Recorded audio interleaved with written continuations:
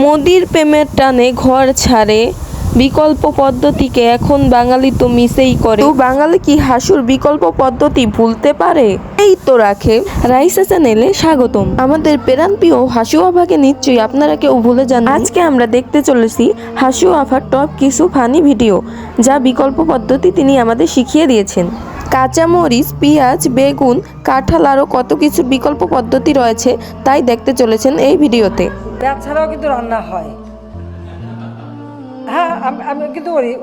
আমি আচ্ছা, তাহলে চলেন এবার আমরা মিষ্টি কুমড়া দিয়ে বেগুনি খেয়ে আসি।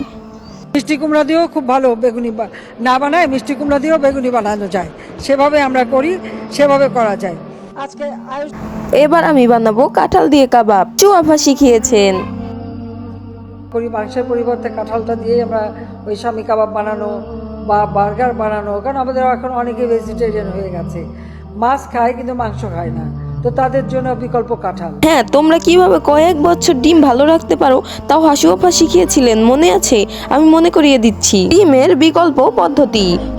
তো ঠিক আছে, এরপরে যখন ডিম বেশি পাবেন সিদ্ধ করে ফ্রিজে রেখে দেবেন, বহুদিন থাকবে, সমস্যা নষ্ট হবে না।